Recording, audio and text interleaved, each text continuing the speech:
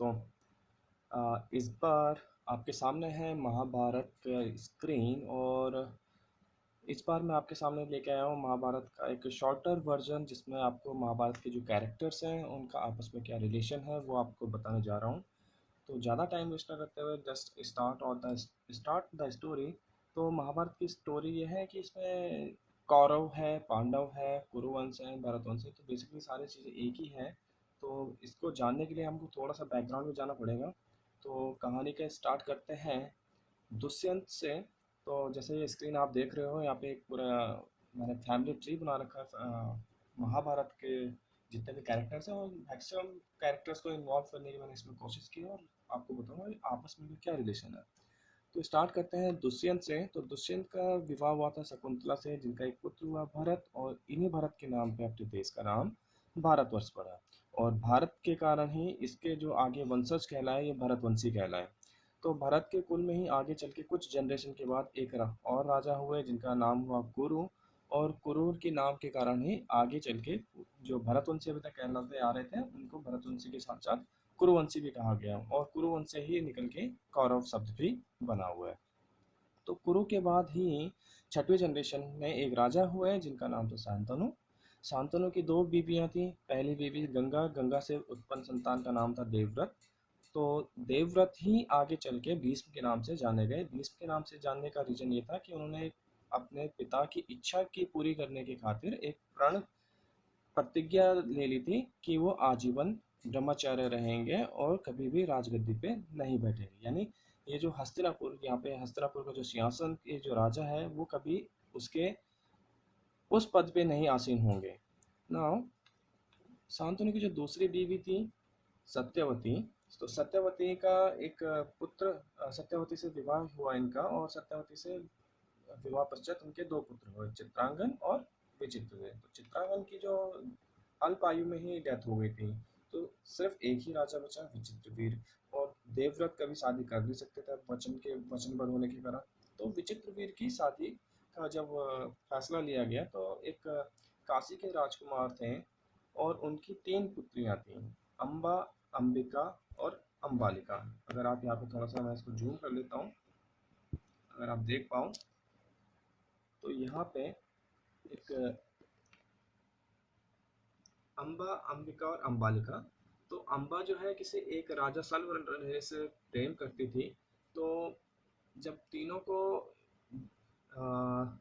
विचित्र वीर के लिए लाया गया तो अम्बा ने अपने यहाँ पे एक रिक्वेस्ट रख दी अपनी सासू माँ यानी सत्यवती के सामने कि वो जो है किसी और से प्रेम करती है तो वो आपके पुत्र विचित्रवीर से शादी नहीं कर सकती।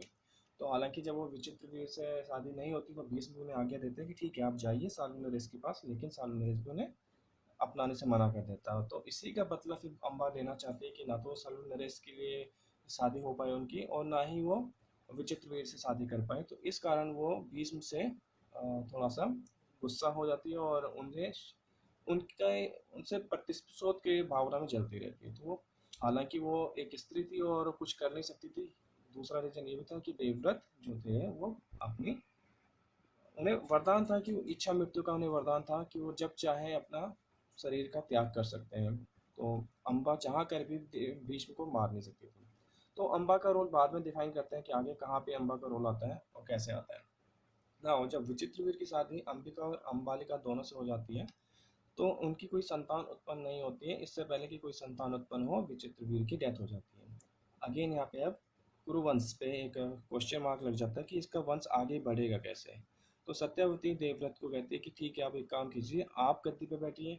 तो देवव्रत अगेन मना कर देता है कि वो तो भीष्म प्रतिज्ञा ले चुका है, वो आजीवन ब्रह्मचारी रहेगा। तो सत्यवती कहती है कि ठीक है मेरे तीसरे पुत्र को आप लेके आइए, जो कि शांतनु और सत्यवती के विवाह से पूर्व सत्यवती और पाराशर से एक जन्मा पुत्र वेदव्यास, वेदव्यास को बुलाया गया और वेदव्यास को बोला गया कि आप जो है अंबिका और अंबालिका से संतान उत्पत्ति कीजिए। तो व्यास और अंबालिका की जो संतान उत्पत्ति हुई वो हुई धृतराष्ट्र, और अंबालिका के साथ एक पुत्र उत्पन्न हुए पांडु। इनका एक और पुत्र उत्पन्न हुआ जो कि अंबिका की दासी से उत्पन्न हुआ व्यास, और दासी का जो पुत्र उत्पन्न हुआ वो हुआ विदुर। तो अब आपके यहाँ पे तीन राजकुमार कह सकते हैं, विदुर, धृतराष्ट्र और पांडु। विदुर जो कि दासी का पुत्र है, तो ये राज सिंहासन पर बैठने के काबिल नहीं है, लायक नहीं है। हालांकि वो काफ़ी गुणवान थे, काफ़ी चतुर थे, बट दासी पुत्र होने के कारण वो राज सिंहासन पर नहीं बैठ सकते थे। अब धृतराष्ट्र का जो थे वो जन्मांध अंधे थे, तो वो भी राज सिंहासन पे बैठने के लायक नहीं थे। तो लास्ट में पांडवों को जो है राज सिंहासन पे बैठाया गया। तो अब जब ये दोनों युवराज बड़े हो गए तो धृतराष्ट्र का विवाह किया गया गांधारी से। गांधारी जो है गांधार नरेश की पुत्री है, और भीष्म उनके पास प्रपोजल लेके जाते हैं गांधारी के पिता के पास कि वो अपनी पुत्री का विवाह धृतराष्ट्र से करें। हालांकि उन्हें पता होता है कि धृतराष्ट्र अंधे हैं, लेकिन गांधारी इस ये जानने के बावजूद धृतराष्ट्र से शादी करने के लिए तैयार हो जाते हैं। लेकिन हर भाई का फर्ज होता है कि अपनी बहन को अच्छे से घर में जा विदा करे। तो जो गांधारी का भाई है शकुनी, उसको ये बात पसंद नहीं आती, लेकिन वो मना भी नहीं कर सकता था क्योंकि गांधारी खुद राजी हो चुकी है। तो शकुनी एक वहाँ पे भी एक प्रतिशोध की भावना लेकर के देवव्रत के अगेंस्ट में खड़े हो जाते हैं। अब यहाँ पे देखिए, देवव्रत के अगेंस्ट में शकुनी है, देवव्रत के अगेंस्ट में अम्बा है। तो कहानी को आगे लेके चलते हैं। तो गांधारी और धृतराष्ट्र के 100 पुत्र हुए, जिनमें सबसे बड़ा था दुर्योधन, फिर था दुशासन, और उनके कई और भी ब्रदर थे। तो 98 ब्रदर्स और थे, प्लस एक और सिस्टर थी जिसका नाम था दुश्शला। दुश्शला की शादी हो जाती है बाद में, जब वो बड़ी हो जाती है तो उसका विवाह होता है जयद्रथ से। तो ये हो गया आपकी धृतराष्ट्र की फैमिली का बैकग्राउंड। अब आते हैं पांडु की फैमिली पे। तो पांडु की दो वाइफें हैं, एक है कुंती, दूसरी है माद्री। कुंती से 3 संतानें उत्पन्न हुई, युधिष्ठिर, भीम और अर्जुन। माद्री से 2 संतानें, नकुल और सहदेव। कुंती का एक और संतान है कर्ण, जो कि शादी से पूर्व की संतान है। ओके। अब एक और रिलेशनशिप देखते हैं अगर हम इसमें, कुंती और कृष्ण का अगर हम रिलेशन देखें तो कजिन ब्रदर का रिलेशनशिप आता है। तो कजिन ब्रदर कैसे हैं, इसके लिए थोड़ा सा एक और स्टोरी में हमें जाना पड़ेगा। यहाँ पे सूरसेन नाम के जो एक थे कभी एक इंसान, यानी कृष्ण के फादर वासुदेव और वासुदेव के फादर सूरसेन। तो एक तरह से कृष्ण के दादाजी सूरसेन, सूरसेन के एक कजिन ब्रदर थे जिनका नाम था कुंती भोज। तो उनके यहाँ कोई संतान नहीं थी कुंती भोज की। सूरसेन ने उनसे वचन दिया कि उनकी जो पहली संतान होगी वो अपनी संतान को दान स्वरूप कुंती भोज को दे देंगे। तो पहली संतान हुई एक पुत्री जिनका नाम रखा गया प्रथा। तो प्रथा ही आगे चल के जब कुंती भोज के यहाँ उन्हें भेज दिया गया या दान स्वरूप दिया गया, तो वहाँ पे उनका नाम रखा गया कुंती। तो कुंती भोज की पुत्री, अब सौतेली पुत्री या दान दी हुई पुत्री का नाम है कुंती। ओके। अब बात करते हैं कर्ण की। कर्ण और कुंती का जो संबंध है, या कर्ण की उत्पत्ति कैसे हुई, कैसे बिना शादी के कर्ण के जन्म हुआ।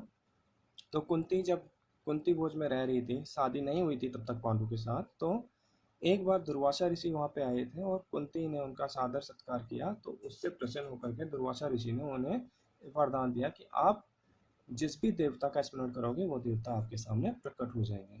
तो जिज्ञासावश कुंती को लगा कि यार ऐसा हो सकता है, नहीं हो सकता, ट्राई करना चाहिए मेरे को। तो उन्होंने उस टाइम पे सूर्य देव का स्मरण किया, और सूर्य देव वहाँ पे प्रकट हुए। तो कुंती जी को उन्होंने अपने आशीर्वाद के तौर पे एक पुत्र प्रदान किया। हालांकि कुंती उस समय अविवाहित थी, तो पुत्र का लालन पालन कैसे कर सकती थी, वो लाज लज्जा से भी थोड़ा सा घबरा गई। तो उन्होंने क्या किया कि कर्ण का परित्याग कर दिया और कर्ण को नदी में प्रवाहित कर दिया। और वही कर्ण उस टाइम पे आगे चल करके संयोगवश हस्तिनापुर में जा पहुंचे। वो कैसे पहुंचे कि धृतराष्ट्र के एक सारथी हुआ करते थे अधिरथ, और उनकी वाइफ थी राधा। तो उनके यहाँ उनको कर्ण कहीं मिल जाते हैं नदी में, तो वो उनका लालन पालन करते हैं। क्योंकि उनकी कोई संतान नहीं होती है, तो कर्ण को ही अपनी संतान के तौर पे मान लेते हैं और उसका लालन पालन कर सकते हैं। और इसी वजह से कर्ण जो है सूत पुत्र कहलाते हैं, क्योंकि वो नीच जाति के थे। तो इनका नाम इनको सूत पुत्र के नाम से भी जाना जाता है। अब आगे कैरेक्टर की कहानी अगर हम देखें तो इसमें 2 कैरेक्टर और मिलते हैं हमें, द्रोणाचार्य और कृपाचार्य। तो अगर द्रोणाचार्य और कृपाचार्य में देखा जाए तो इनमें भी आपस में एक रिलेशन है। द्रोणाचार्य की वाइफ है कृपि, और कृपि जो है कृपाचार्य की सिस्टर है। यानी द्रोणाचार्य और कृपाचार्य आपस में जीजा साले हैं। द्रोणाचार्य और कृपि की एक संतान है जो है अश्वत्थामा। अश्वत्थामा एक वही कैरेक्टर है कि जो पूरे महाभारत में मारा नहीं जाता है। और मारा नहीं जाने का मतलब ये नहीं है कि उसे मारा नहीं जा सकता था, बट कहीं ना कहीं उसको एक श्राप मिल गया है कि वो आजीवन इस भूलोक में जीवित रहेगा और भटकता रहेगा। तो अश्वत्थामा एक ऐसा कैरेक्टर है कि जो सजा पा रहा है आज के टाइम पे भी, इस कलयुग में भी वो कहीं ना कहीं जीवित है। तो कहानी को और आगे बढ़ाते हैं। यहाँ पे संतानों की बात हो चुकी है, अब 5 पांडव हो चुके हैं, 100 कौरव हो चुके हैं। तो जब इनकी फैमिली आगे की बात करते हैं हम, तो इसमें एक और कैरेक्टर है द्रौपदी का। द्रौपदी का विवाह पांचों पांडवों से होता है। उसका विवाह कैसे होता है, तो सबसे पहले जानते हैं कि द्रौपदी है कौन। द्रौपदी जो है वो द्रुपद की बेटी है।